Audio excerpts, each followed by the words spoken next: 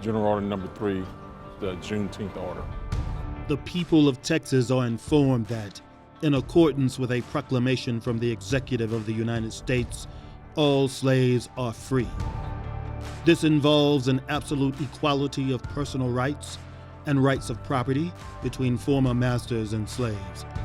And the connection heretofore existing between them becomes that between an employer and hired labor. You can imagine the burden lifted from these people, the men, the women, the children that knew that they were chattel, property, and now understanding that they were free. But the question that was lingering was, what did freedom look like? The slaves built this country. They had a sense of who they were. They very quickly built a sense of community. To what degree have we actually achieved the absolute freedom that Juneteenth promised? Ignoring these painful histories doesn't mean that they don't still influence us. We stand on the shoulders of those that came before us, and we need to honor their memory by telling their story. Juneteenth, 1865 to 2021. Galveston, Texas, a place known for tourism and quick getaways. But it's the history which happened here that impacts us all today. African slaves were brought here on ships in the 1800s. But even after the slave trade ended, slavery here did not. It was 1865, June 19th, now known as Juneteenth, when Union soldiers arrived and told slaves they were free. It came 2 years after President Abraham Lincoln announced slavery had ended in the United States. And we should remember this important date, June 19, 1865, represents the evolution of our country to a more perfect union. We were not perfect in 1528, 1619, 1776, 1865, or even the day in 2021, but we're moving, hopefully, to a more perfect union. Juneteenth is directly related to the history of the Civil War and the emancipation of enslaved people in the Confederacy. Juneteenth is important for Texas because that is when enslaved Texans learned they were free and that the Confederacy had fallen. So we're standing in the 2200 block of the Strand Historic District in Galveston. This was the heart of the commercial district, and at one time Was the largest city in Texas. the largest enslaver also lived here in Galveston. They owned 7 plantations, 4 in Brazoria County, 2 in Matagorda County, and 1 in Fort Bend. Texas was this safe haven for slavery. They did what they call the running of the slaves. That was basically moving their slaves to Texas, because there was no Union presence in Texas. When Lincoln issued the Emancipation Proclamation, he knew that that would not immediately end slavery, and it didn't. And the reason is fairly simple. The Confederate States of America had formed its own country. They elected their own president. Confederate states printed their own money, which is why the Confederacy and the United States went to war. The United States' goal at the beginning of the war was just to restore the Union. The first war goal was not to emancipate the enslaved population. And there were all these myths and stories about what happened and why it took 2.5 years for the word to reach Texas. Plantation owners in Texas were well aware of the Emancipation Proclamation, but they ignored it. What they cared about was maintaining the agrarian economy in Texas, and that was solidly based on cotton. And to maintain that, they needed slave labor.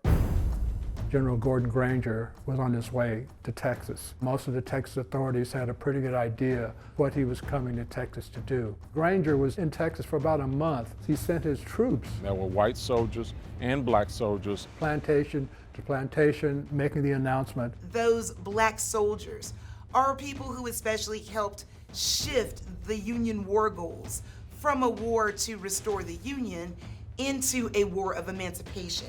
It was personal for them. They went over to the old Custom House on 20th Street, to the Courthouse Square, from the Courthouse Square to the Colored Church on Broadway, which was Reedy Chapel. Some of the dock workers were among the first to get the word, and so the celebrations began. Give us a sense of what it must have been like for slaves on Juneteenth when they heard that message.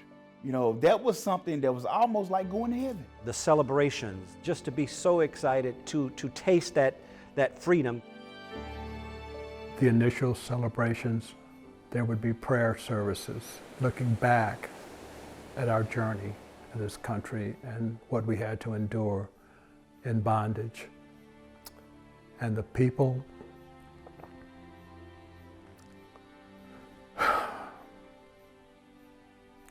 the people who never lived to see that day. I think it's inescapable not to remember those people. Transatlantic voyage, the Middle Passage, people jumping off ships to avoid the treatment that they would have to endure.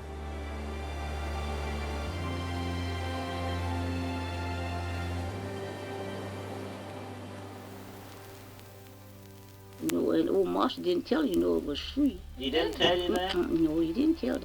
I think now they said they wait them 6 months out of that, 6 months, and turn them loose on the 19th of June. That's why, they celebrate that day, colored folks. Celebrate that day. One of the quotes that I'm most fond of is from a former slave named Felix Haywood. Slavery could make you free, but it couldn't make you rich, because a lot of slaves thought that now that they were free, they would be rich, just like the white man. You think about the elation, the trepidation of enslaved people not knowing what their future holds and being enslaved and bondage being lifted from their backs. And there was one narrative about one slave who got the word, and his sister said, brother gave a whoop and ran away, and I never saw him again. Was the South ready to free slaves? No, we know that. Even though the order indicated the enslaved were free, if you look at the last sentence, it gives some instructions of what they can or cannot do. The freedmen are advised to remain quietly at their present homes and work for wages. They are informed that they will not be allowed to collect at military posts and that they will not be supported in idleness either there or elsewhere. When you're told you're free, you're thinking that, oh, I can live my life. But it wasn't like that. On one hand, you were free by name, but the actual reality of freedom, you were not fully experiencing it. There were a lot of very frightened former slaves, and a lot of them stayed on the plantation. They laid the bricks in the downtown area here where we stand on many of these buildings. Not only laid the bricks, but made the bricks.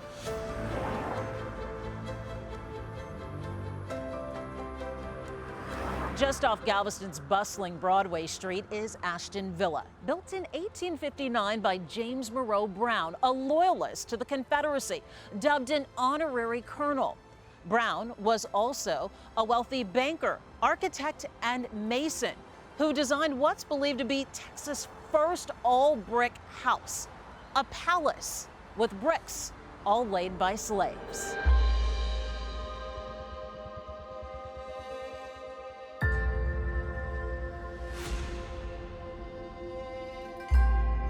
Anywhere you read, they will tell you that, slaves did all the work for this. They had to follow what the contractor was either telling them or showing them in order to do it. And look at this place.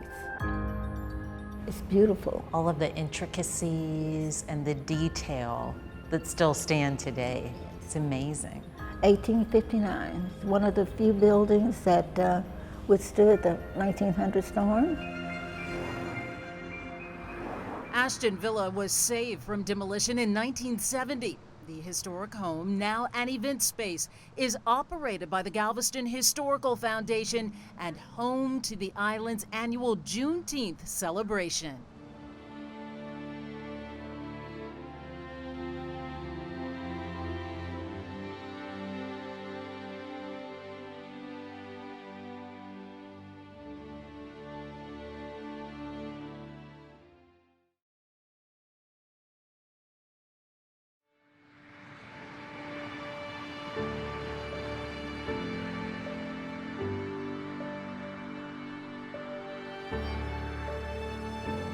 They could leave the farm, they could leave the plantation, and they did, because so many emancipated people no longer wanted to work in agriculture because it reminded them of enslavement. For many people, the draw was labor, the opportunity to earn wages. Working to pay off debt. The debts were never paid off. There were a lot of things that still kept the freed people suppressed. And that's why a group of them ended up in your hometown, in Houston. So they marched to Houston. The black population of Houston boomed. They began to build homes in the part of Houston known as 4th Ward. Houston was divided into 6 different wards at the time. And so the land in that area of 4th Ward happened to be very low and flood prone. It wasn't land that was coveted by white Houstonians at the time. When you look at the bricks of Freedmanstown, that brick is a symbol of foundation. That brick was a symbol of hope. The brick was theirs. They made the brick, they formed the brick, shaped the brick, they laid the brick. They stood on the brick. Iconic housing of Freedmanstown was the shotgun house. There was a door in the front and then a door in the back. And people would joke that if you shot a gun, the bullet would travel all the way through without hitting anything. The legendary Jack Yates, this is the land where he lived, and right next door to him was his son, the printer Rutherford B.H. Yates. The first time I walked along these bricks, I was very emotional. This is where my people decided that they would survive. These are 8-pound bricks that were double baked. And the significance of these bricks is that it has that beautiful red color of the clay that was here. And the fact that they are still here today is a testament to their strength, a testament to their craftsmanship and their skill. No, these are original. I reside here in Freedmanstown. I was born in Freedmanstown, probably conceived in Freedmanstown. And this is a home that has been passed down through our family. I'm like the 5th generation. And the family operated a ice business and just drove through the community selling blocks of ice. They did their best to gain property and to support their communities. The wards in Houston functioned a little bit like small towns. 3rd Ward develops a black community. 5th Ward develops one early. The black community of 3rd Ward begins to develop around what we today call Emancipation Avenue, but that back then was Dowling Street, which was actually the name of a Confederate. Dowling is really the center of old black 3rd Ward. And one of the reasons for that is the creation or the purchase of Emancipation Park.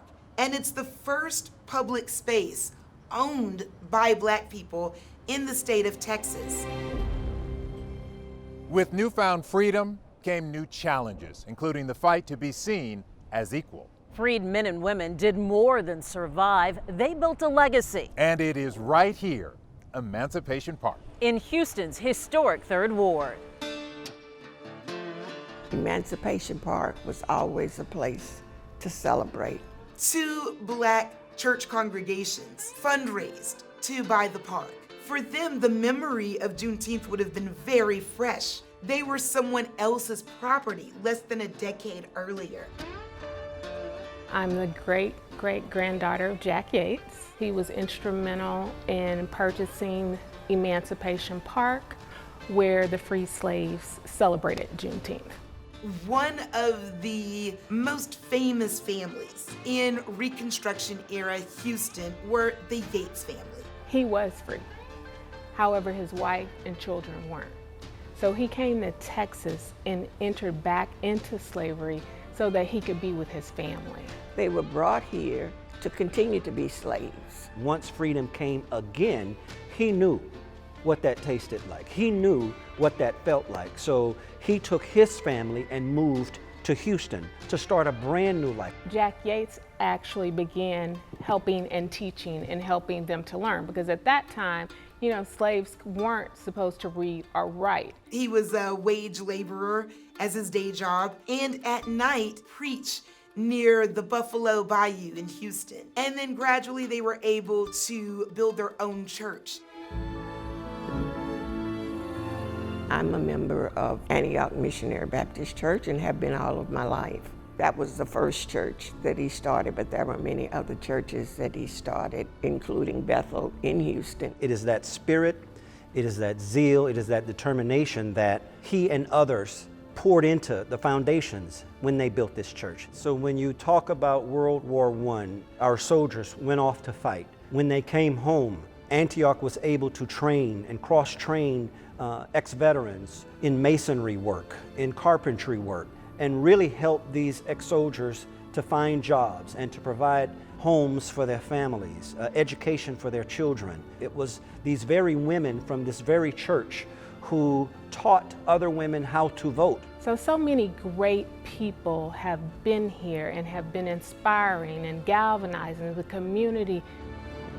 When I was growing up in Houston, I knew the name Yates because it was the name of a high school, Jack Yates High School in 3rd Ward, the first black school in Houston. For a while had just been called Houston Colored High School. As the black community spreads and grows in other parts of the city, you need more schools. So when a second high school is established in Houston in 3rd Ward, it's named after Jack Yates.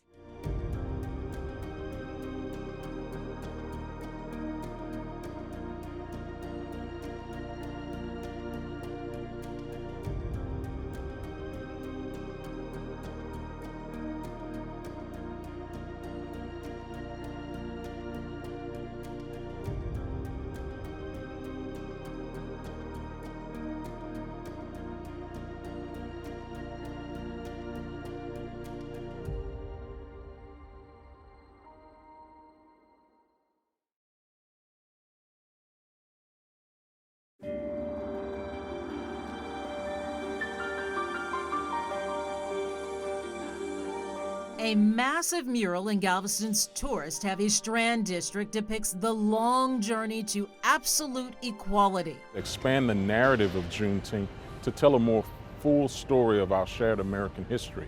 The things that have been invisible are becoming visible, and the stories that have been hidden are being discovered. Galveston Historical Foundation member and Hitchcock-born businessman Sam Collins made it his business to have Galveston's history on display. I met with him at the mural, an art installation that Sam wanted to use to paint a better picture of Juneteenth, giving it depth and dating it back to centuries before the emancipation of slaves. Artist and activist Reginald Adams brought the vision to life with detailed vignettes featuring historic figures. And then he moves through the Middle Passage, the enslaved Africans being sold by other Africans. Harriet Tubman is an iconic female image on the mural. Then you have Abraham Lincoln, Emancipation Proclamation. The soldiers have a very prominent place within this mural. There are more soldiers than anyone else here on the mural, it seems like. The United States Colored Troops represent 75% of the Union forces that came into Texas. Nowhere in the history books when I was in elementary, junior high, high school, or even college, did anybody teach me that colored troops helped bring the message of freedom here. Just beyond the mural and at the end of the same lot, side of the old Osterman building and where General Granger signed the orders and dispersed the troops to post them, is the Juneteenth historical marker from the Texas Historical Commission. And I thought, how can that be? One of the most historic events in American history didn't have a subject marker. Sam Collins spent 2 years fundraising and organizing efforts to secure one. One of the things that I've worked to do is not to take away from what has already been told, but to add to it. This corner has now been transformed into an outdoor classroom. We're going to use technology to teach this history through augmented reality. Point their smartphone at the mural using the Uncover Everything app, and videos will pop up to expand the story so that they can learn more. My girl Harriet and showing all the things that black people have been going through and to be able to get the shackles off. It all came together to create this beautiful mosaic of historian, artists, technology, visitors, tourists, people. All of that creates a beautiful picture of the expansion of knowledge information, the history, and a lot of times they don't talk about that in the history classes. So we got to get them in the picture, not just him by himself. There we go. Yes, sir. His spirit and actions are one and the same, starting with the marker and now this mural. Hopefully, individuals will wake up a desire for self-discovery and discovery of history that maybe was not taught in the classroom, so now they come to the outdoor classroom.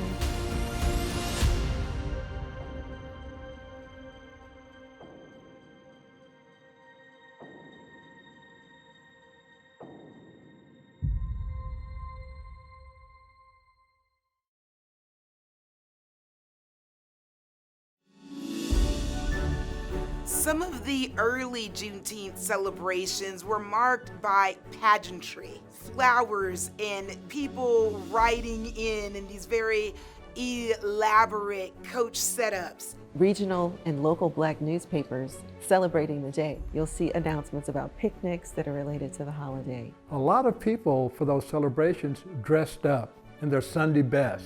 They would just be joyful. There would be parties, church services, in a lot of the communities, whites didn't want to recognize those celebrations. If some of those former slaves had jobs, they couldn't get the day off to celebrate. A lot of the city officials said, well, you can't have your celebration in the city.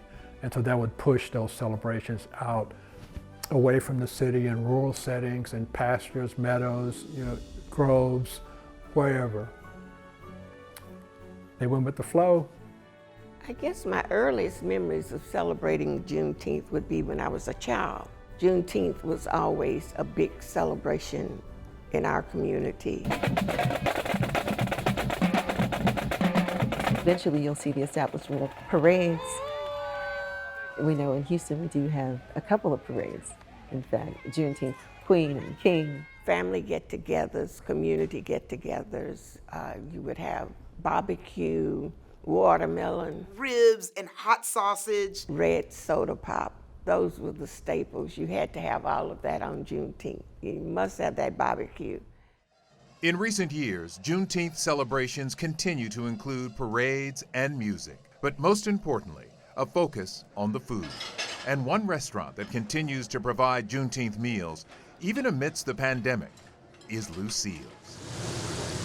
Feeding all the people they can, this fine dining Houston establishment, home to a culinary artist carrying on the family's legacy of African-American excellence in gastronomy. Beautiful. This Museum District restaurant is Lucille's. It is where the past meets the present on a plate. Restaurant itself is named after owner and executive chef Chris Williams' great-grandmother, Lucille B. Smith. Often noted as Texas's first African-American businesswoman. She created the first instant hot roll mix in the history of this country, which is a recipe that Pillsbury borrowed to create their empire. This is verified by the Chicago Tribune in 2014. She was the first national African-American food editor for Sepia magazine, which is now Ebony magazine. Her client list included everybody from LBJ to the Roosevelts, Martin Luther King, to Muhammad Ali, to Joe Louis, and all points in between. Chef Williams continues the family legacy, having hosted President Biden. But it is not just the powerful for whom he hosts or prepares food for. So we provide service to all the historically Black neighborhoods, from Sunnyside to 3rd Ward to 5th Ward to Acres Home. Having founded the nonprofit Lucille's 1913, the year his great-grandmother birthed her catering business, and also the same year marking the 50th anniversary of the Emancipation Proclamation. At our peak, we were doing 1,800 meals a day. So I had a pork shoulder that I braised for about 4 hours. It allows them to play with a ton of different ingredients. This Juneteenth, he'll prepare more meals. The barbecue chicken, the beans. On top of the already 250,000 meals served. And that's what we're working on right now for the menu for today. Getting ready to feed the people of Houston. Delivering dignity and preserving history. The restaurant does pay homage to her culinary freedom and creativity as a chef. With fresh, elevated food. It's exactly what we do over today at Lucille's. It's Southern cuisine with global influences.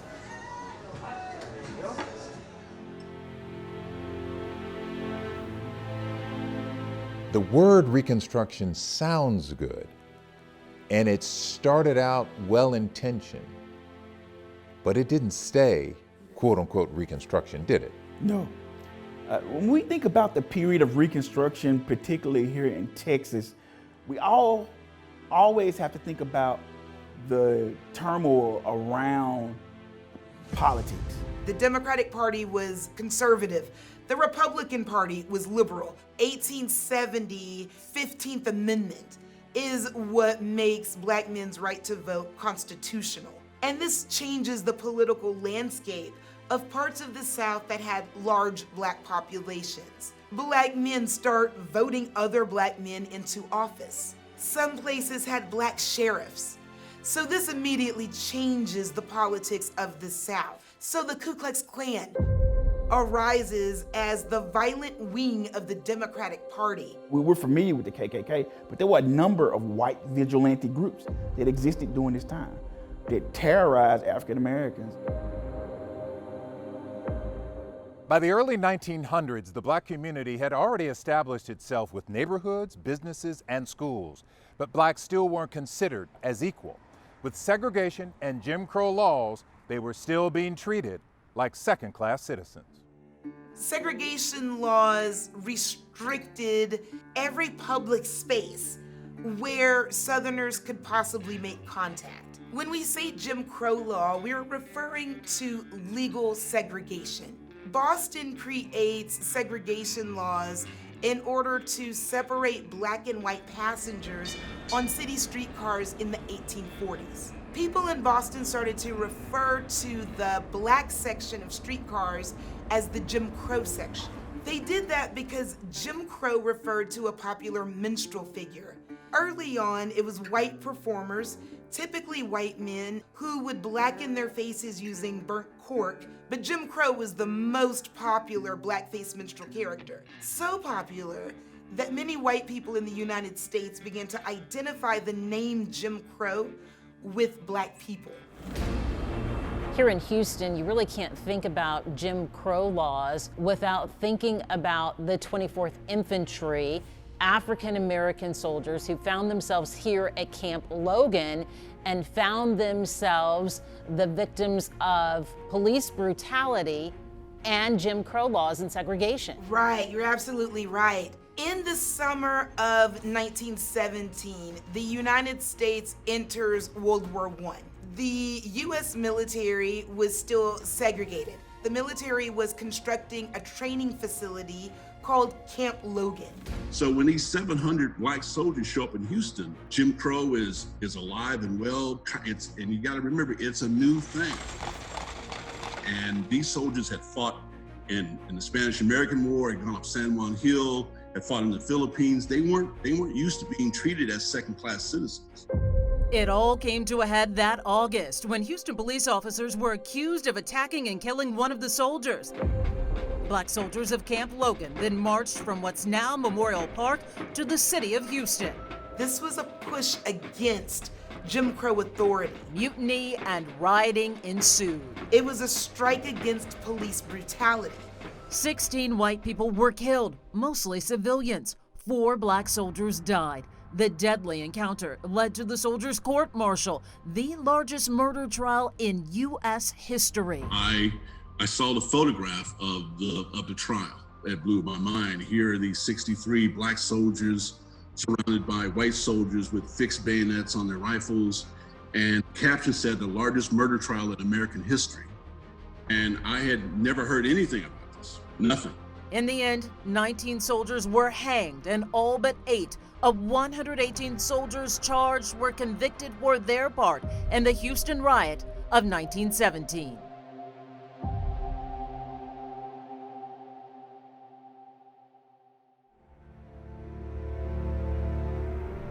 The police force of southern cities would send certain police officers to patrol Black communities. Slave patrols in many parts of the South literally become police forces whose job it is to then police newly formed Black communities. Plantations ultimately turned to prisons, with slave labor giving way to prison labor all across Texas, including Sugar Land.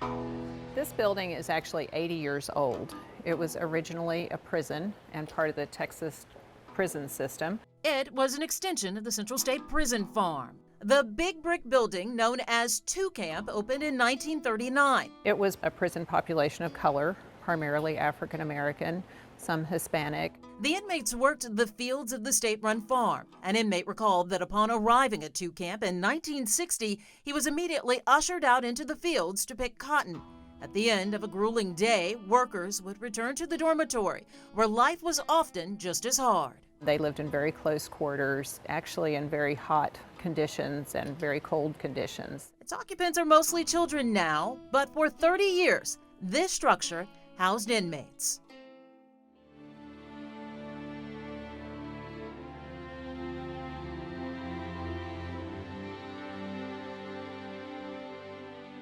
Did you know the Freedom Tree in Missouri City is where slaves at the Palmer Plantation were notified they were free?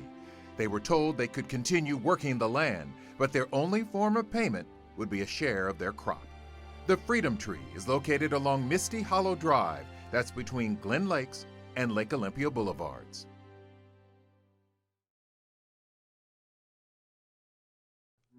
Walter Moses Burton was a farmer, sheriff, and politician who served 4 terms in the Texas State Senate. Burton was born into slavery in North Carolina and brought to Texas when he was 21. After emancipation, he bought land in Fort Bend County and was eventually elected the first black sheriff in the country.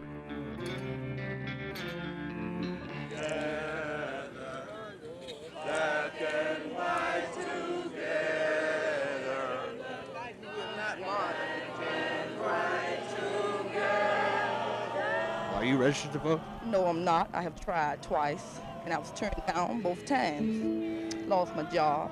You had Jim Crow laws, you had poll taxes, and slowly you see things that are going backwards. So the first way you see a push against Black political organizing is through the Klan. Thousands of people would sometimes show up to watch a crowd of people lynch, burn, and mutilate, in some cases, Black bodies. The people who were lynched were usually people who stood up for themselves economically or politically. Self-styled, so-called militias were using violence to subdue Black voters. By the 1890s, enough violent intimidation had happened that you have white Democrats returning to power in states across the former Confederacy. KHOU. The fact that we're still struggling with attempts to disfranchise voters shows exactly why we have to look at segregation as this multi-pronged attack on equality. Dr. Martin Luther King's second day of civil rights testing in Selma, Alabama started off smoothly enough. But when the would-be registrants and those who accompanied them arrived at the Dallas County Courthouse, it was a different story. Segregation was labeled separate but equal, but was far from it. Religious leaders like Dr. Martin Luther King Jr., Fred Shuttleworth, and Houston's Reverend Bill Lawson began to help in protest against it. The movement spreads across the South. Students at Texas Southern University especially begin to boycott and then gain allies, in some cases from white students from nearby colleges. 13 of them, to be precise. On March 4th, 1960, they marched, but they went to the lunch counters at the wine gardens on Alameda, and they sat, and they sat. And so they initiated the civil rights movement in Houston, Texas. The support and mentorship of Reverend Lawson and other folks was especially significant because in some cases, the older generation sometimes agreed more with the strategies of the NAACP, who were using the courts and using the law. Because it's important to remember that technically sit-ins are illegal. They know that what they are doing could potentially put them in danger. They're thinking about the injustices that their parents have faced, that their relatives face. They're thinking about the injustice that they themselves are facing in a world that is supposed to be separate and equal, but is everything but equal.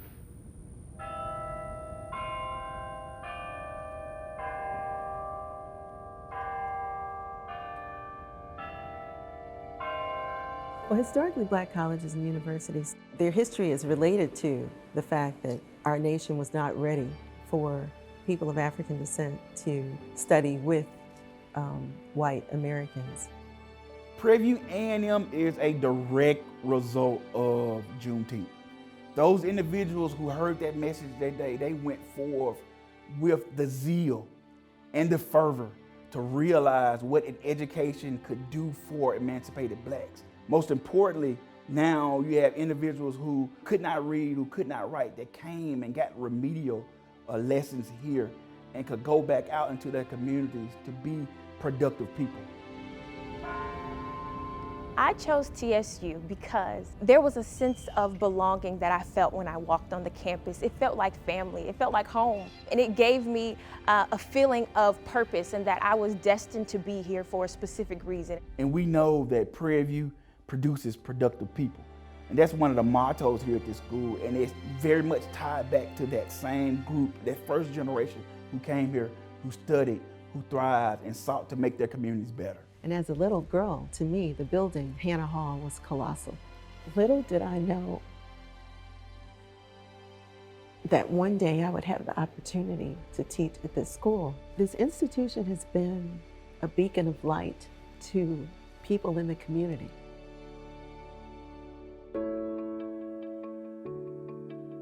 When it came to primary education, the Gregory Institute became the high school for Houston's Black children in the 1870s. At one point, it was the only high school for Black students. In 1871, Harris County had the largest number of Black students in school in Texas, with 734 males and 760 females. The Gregory School is now home to the African American Library. After years of fighting and debate, Betsy Ross Elementary became the first public school in Houston to integrate. The year, 1960.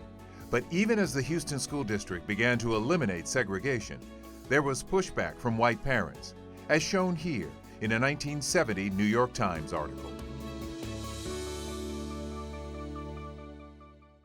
You know, it's really amazing how this area, this park, has blossomed and transformed in this community. It is incredible when you think about the history of Emancipation Park.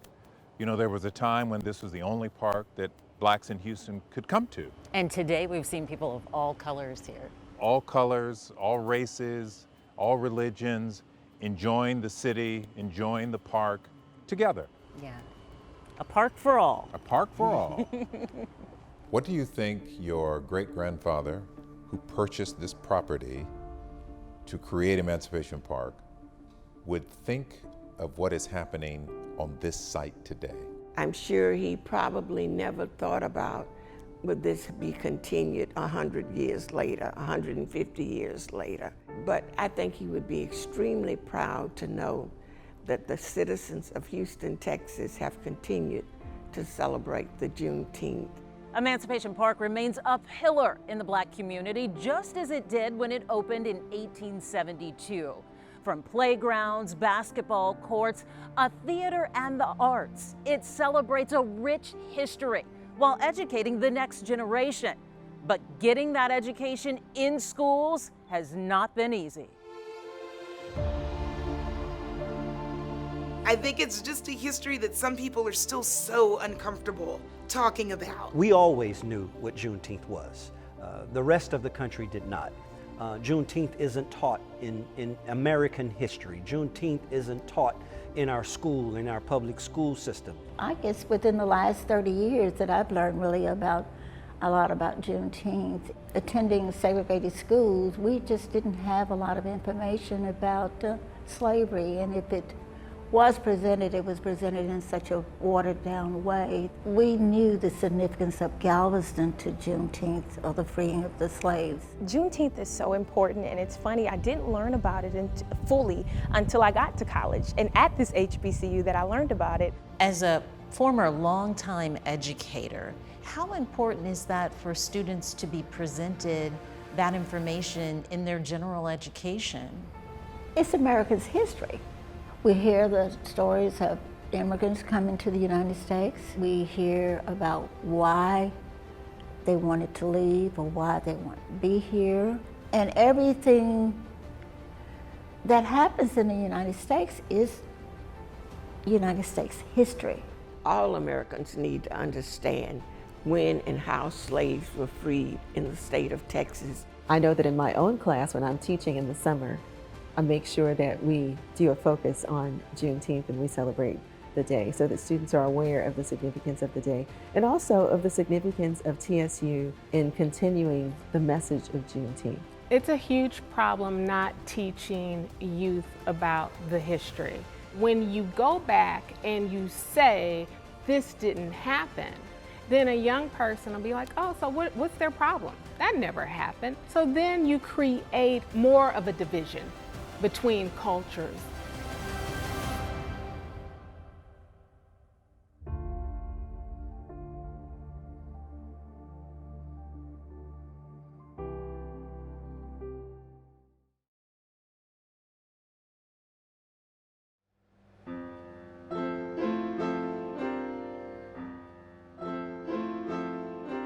I think telling our story is very important. So if you only get one perspective all the time, you're just missing all those other shades of meaning, all those other perspectives.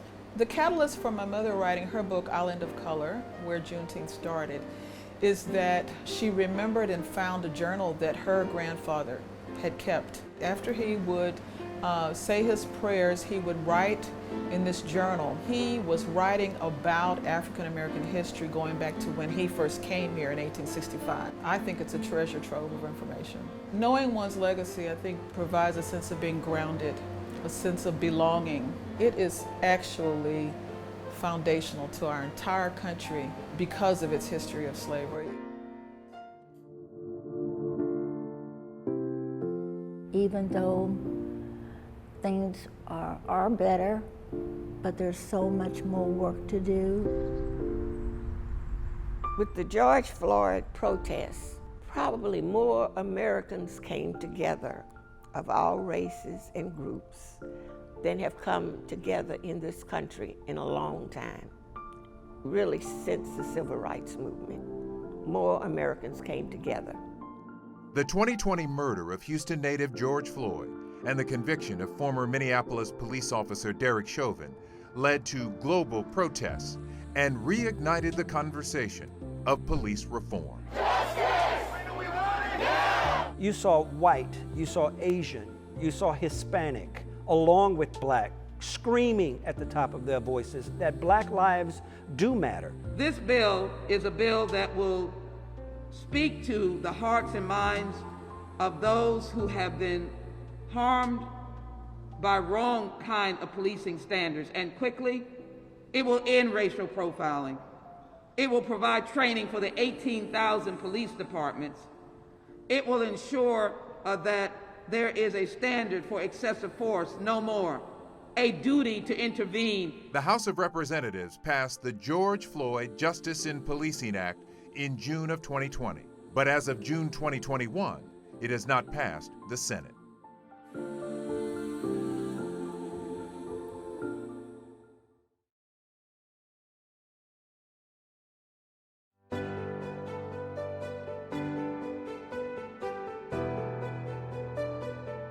Do you remember when Juneteenth became a state holiday in Texas? Yes, under the direction of State Representative Al Edwards. He worked very hard to get it to become a state holiday. I am so delighted to be in Galveston again. I'm overwhelmed at you young people who are willing to help us make Juneteenth a national holiday. May 31st, 2021, 94-year-old Opal Lee, joined by a crowd with the Juneteenth flag in tow, doing her part to push for federal recognition of the historic day. But I'm gonna make this 2.5-mile trek. I'm gonna keep on walking. I'm gonna keep on talking to Juneteenth a national holiday. Affectionately known as Fort Worth's grandmother of Juneteenth. She goes across the country every year, walking. You walked my shoes off last time. And bringing awareness to the National Juneteenth Observance Foundation. I'm wanting people to understand that it's just not a festival. There's so many more components to it. Juneteenth is recognized on the state level in almost every state. We took 1,500,000 signatures to Congress back in September, and we were so sure that we were on our way. But the push to make it a federal holiday continues. I just haven't given up. I just know it's about that time now that we're going to have Juneteenth a national holiday. This is also the location of the first documented citywide celebration of emancipation that took place in Galveston. Over 800 people started a march at the old Galveston courthouse, and they marched here to the Colored Church on Broadway, Reedy Chapel AME Church. In 2019, U.S. Representative Sheila Jackson Lee and U.S. Senator John Cornyn authored a bill for a federal study of the Emancipation Trail. It is a proposed 51-mile route from Galveston to Houston, marking the journey of Black families sharing the news of freedom. And it is based on research by Naomi Mitchell-Carrier. It will be a heritage tourism attraction with sites along the way where people can stop and learn the history of those sites, the stories behind them. I would like to welcome everybody to the oldest Black Baptist church in the state of Texas. The next steps for becoming a trail includes public input for the various locations, but the COVID-19 pandemic put a hold on it. It is amazing, the history here in our backyard, and it's history you can experience anytime. From Galveston to Emancipation Park, your journey starts now. It's more than a hashtag. It's more than you just posting something on social media to recognize it. Whether it be volunteering at a local Black organization or just reading about Black culture and Black history, it's important to equip yourself with those resources to make sure that we're all coming together as one people. My ancestors decided that they were going to build institutions, learned institutions, they were going to build religious institutions where we could worship, and they was going to provide a means for their family, no matter how tethered, no matter how abused. We have to tell the story. If we forget our history, then our future is not a future at all. It belongs to someone else.